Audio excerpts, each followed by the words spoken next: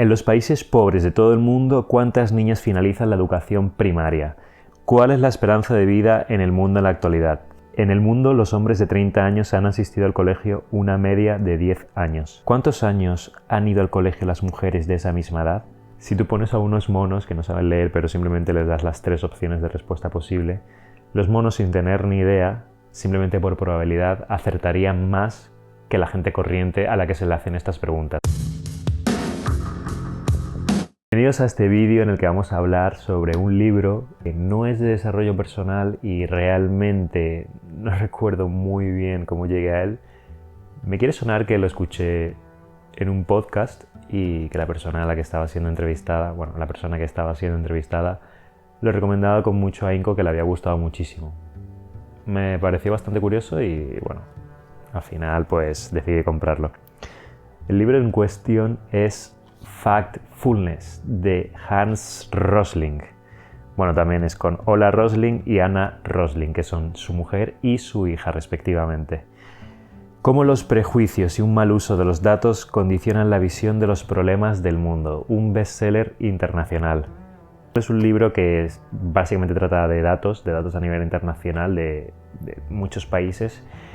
Y el objetivo del libro es enseñarnos cómo realmente tenemos una visión errónea del mundo. Tenemos una visión errónea del mundo porque nuestra mente está basada en datos que son realmente muy obsoletos. Y mola mucho porque realmente eso, te abre la visión del mundo y al final te da otra forma de verlo y no te das cuenta de lo profundamente equivocados que estamos con respecto al mundo. El autor empieza básicamente con el libro señalando una desconexión crucial. La mayoría de nosotros tiene una visión del mundo mucho más negativa y distorsionada de lo que realmente es. Creemos que las cosas están empeorando siempre a nivel global. Yo creo que básicamente, lo confirman en el libro, pero básicamente estamos muy influenciados por las noticias, que realmente, como ya sabéis, todas las noticias, cuanto más negativa es una noticia, más se vende. Al final tú no ves en las noticias buenas noticias, por así decirlo. La mayoría son malas noticias. Entonces, siempre creemos que el mundo está empeorando cuando realmente tenemos indicadores que nos indican lo contrario, que realmente el mundo está mejorando, como la reducción de la pobreza a nivel mundial, aumento de la esperanza de vida o aumento de la escolarización de la mayoría de los niños a nivel mundial. Esto sucede porque confiamos en percepciones obsoletas o en ideas erróneas en lugar de hechos reales. El primer instinto es el instinto de la división. El autor escribe algo que llama el instinto de la división a aquello que nos lleva a dividir el mundo siempre en 2 categorías claras: ricos y pobres, en desarrollo, subdesarrollado. Por ejemplo, solemos pensar siempre en África como un país pobre, como un continente pobre en su totalidad. Pero claro, esto viene inculcado porque cuando éramos pequeños, al menos en mi caso era así, pero es que a día de hoy los países africanos están experimentando un crecimiento económico significativo y mejorando muchísimo en diferentes aspectos. Otro instinto es el instinto de la negatividad. Nuestro cerebro siempre tiende a enfocarse en lo negativo, lo cual además se ve amplificado por los medios. Los medios de comunicación, los medios de comunicación son lo peor. Y lo que vende es el miedo, lo que vende es noticias negativas. Es decir, tú no vas a ver una noticia que diga bombero ha rescatado 3 gatitos de un árbol. No, porque no vende. Al final lo que interesa, evidentemente las noticias son un negocio más y lo que le interesa es vender. Lo que le interesa es que tú veas su canal o compres su periódico o sea lo que sea, como hagan su negocio, pero lo que les interesa es que tú tengas tu foco centrado en ellos. ¿Cuál es la mejor forma de vender? Pues para las noticias es creando miedo. Esto nos lleva a pensar que al final que el mundo está en una crisis constante. Otro instinto que comenta el autor, que es el instinto de la línea recta. Ese instinto lleva a creer que las tendencias actuales continuarán indefinidamente siguiendo una línea recta durante el tiempo. Es decir, muchas veces cuando vemos una gráfica que nos enseñan, a lo mejor puede ser de año X a año 2020, supongamos, que parece que la tendencia es que va a seguir siguiendo en una línea recta. Si lo vemos en perspectiva, nos damos cuenta que realmente, si nos vamos atrás en el tiempo, evidentemente, nos damos cuenta que muchas veces esas tendencias que parecían que iban a crecer muchísimo y van a seguir este instinto de línea recta, como dice el autor, realmente luego no es así. A lo largo del tiempo las tendencias cambian. Y es una cosa que tenemos que tener clara realmente.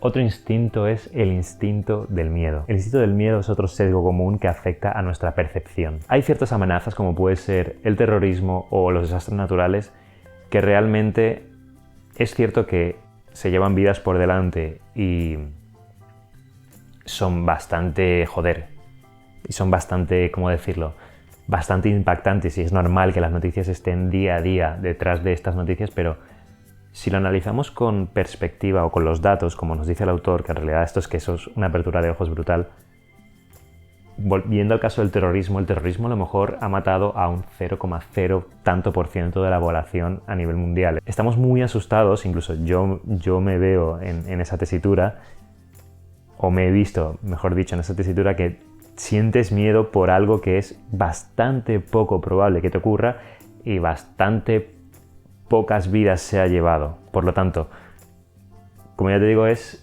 nuestra percepción es totalmente errónea muchas veces. Al final, el mundo es un lugar más seguro de lo que era en el pasado. Es crucial aprender a distinguir entre amenazas reales y amenazas exageradas. El instinto del tamaño nos hace sobreestimar la magnitud de ciertos problemas. ¿Esto qué quiere decir? Verás, si te pongo un ejemplo, si escuchamos que un país tiene 100.000 muertes por una enfermedad determinada, parece una cifra bastante enorme, ¿verdad? Bastante grande, que da miedo.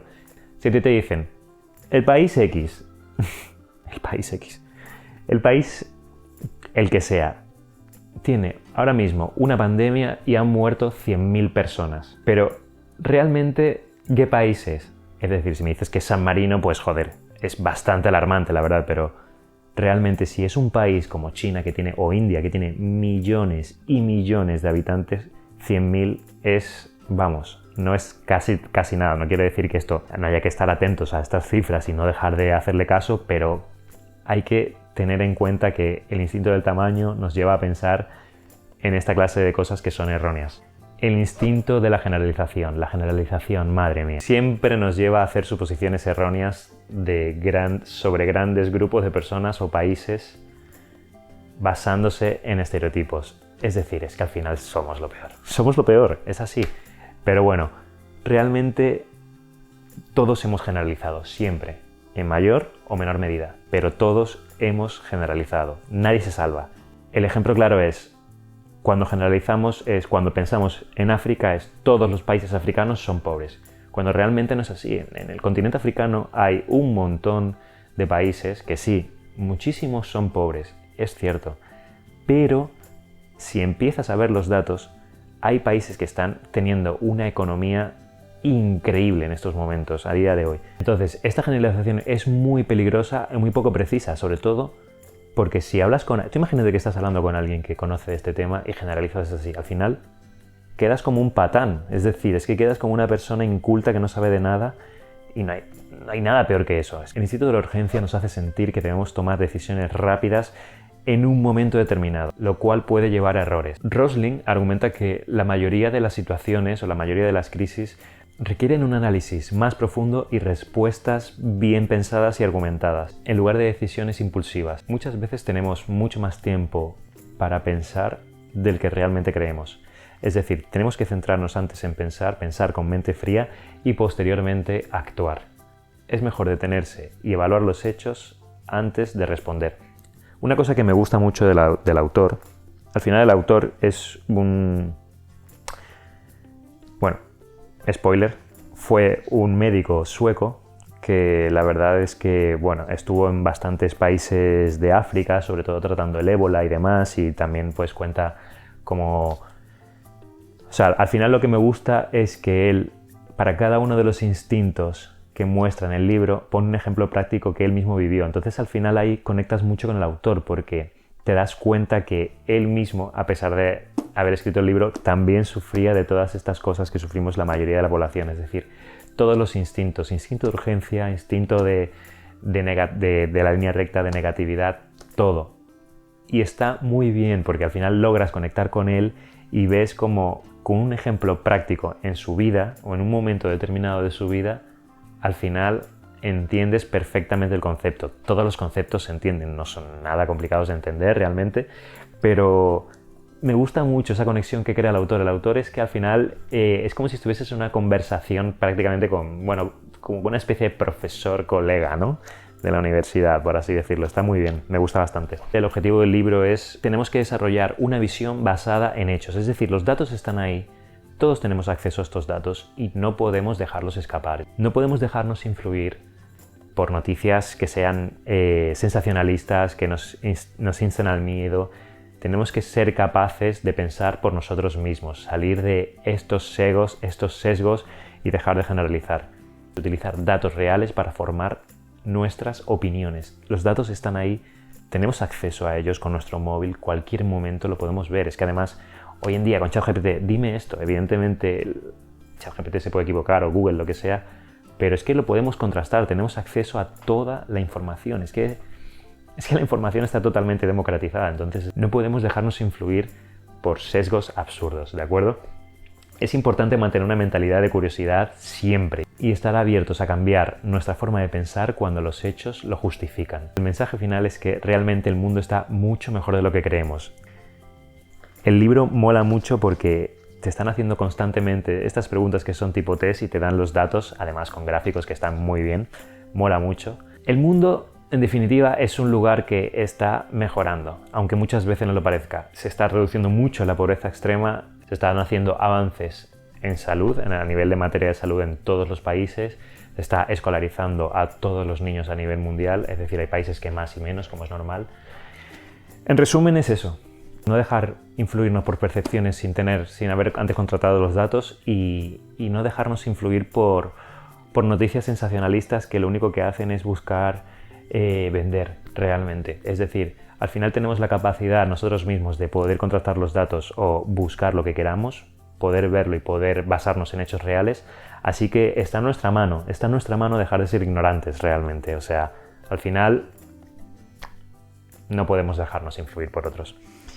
En definitiva, el libro me ha gustado bastante, la verdad es que está bastante bien porque es bastante curioso, te enseñan sobre todo muchos datos de distintos países y formas de ver el mundo y te abre los ojos. Es bastante esclarecedor el libro, me gusta mucho.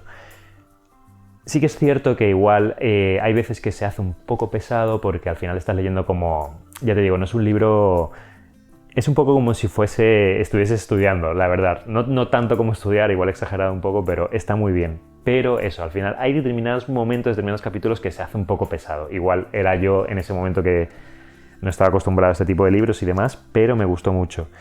Y he de decir una cosa que me sorprendió bastante, que el final del libro nos cuentan, como os decía al principio, está escrito por Hans Rosling, su mujer y su hija. Y esto es así porque el autor muere antes de terminar el libro. O sea, tiene cáncer y muere. Y la verdad es que cuando lo estaba leyendo, como él habla tanto desde su punto de vista y cuenta sus propias experiencias, al final creas una conexión con él. Y me dio bastante penita, la verdad. O sea, sé que no tiene que ver, pero sinceramente me dio bastante penita como, no sé, alguien tan fantástico que al final está aquí quiere ayudar al mundo, ¿no? O sea, bueno, quería ayudar que el mundo fuese un sitio mejor. Al final es un médico, era un médico. Un poco de ternura, ¿no? Al final es como una peli que te estás leyendo que acaba bien, pero el protagonista muere y tienes así como un sabor agridulce, un poco esa sensación. Pero bueno, lo recomiendo 100% a cualquiera que quiera leerlo, de verdad, librazo, me gusta mucho, se queda en la colección. Así que nada, mi gente, espero que os haya gustado este vídeo, espero que si os interesa el libro os lo leáis porque de verdad que está muy bien. Además es un libro que no es solo leértelo una vez y almacenarlo ahí para que coja polvo, sino que es el típico libro que realmente de verdad se puede recurrir a él muchas veces. Es fantástico, está muy bien escrito, no es tan largo, se lee muy amenamente y de verdad viene genial para abrirnos los ojos. Así que nada, gracias por estar ahí. Chao, chao.